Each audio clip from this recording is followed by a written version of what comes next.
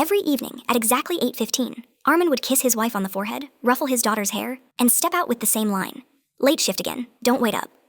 To them, he was just an accounts manager at a logistics firm. Boring, predictable, safe. His wife, Sana, often complained that he worked too much. His daughter, Hira, once asked why numbers needed him so late at night. Armin would just smile. What he never told them was that his office didn't have desks. It had reinforced doors, surveillance cameras, and people who never gave their real names. That night started like any other. Armand left home, walked 2 streets down, then took a sharp turn into a dim alley.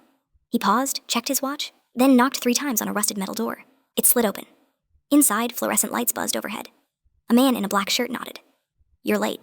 "Traffic," Armin muttered, stepping in. They handed him a folder, thin but heavy with implication. "New assignment," the man said. "Quick job, no mistakes." Armin flipped it open. A photo stared back at him. His breath stopped. It was his neighbor. For a moment, the noise of the room disappeared. Just a dull ringing in his ears. "Problem?" the man asked, watching closely. Armin snapped the folder shut. No. But there was a problem. A big one. Because Armin didn't work in logistics. He worked in information extraction, illegal interrogations, quiet operations, jobs that existed in shadows. And tonight, the shadow had reached his doorstep. Hours later, Armin sat across from the man in the photo, his neighbor tied to a chair, confused and terrified. "I don't understand," the neighbor whispered. "We just had tea yesterday." Armand said nothing. He wasn't supposed to know them. That was the rule. Never personal, never emotional.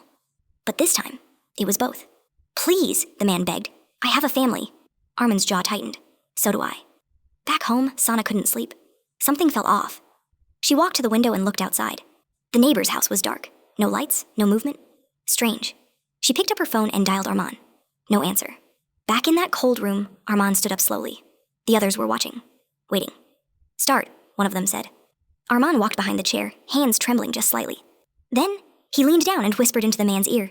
"Listen carefully. When I untie you, run. Don't look back." The man froze. "What?" "Run!" Armand hissed under his breath. What happened next took less than 10 seconds. A sudden movement, a chair crashing, a shout, and then chaos. By the time the others reacted, the man was already sprinting down the corridor. Alarms blared. "Stop him!" But Armin didn't move. He just stood there, watching. Later that night, Armin returned home, earlier than usual. Sana was waiting.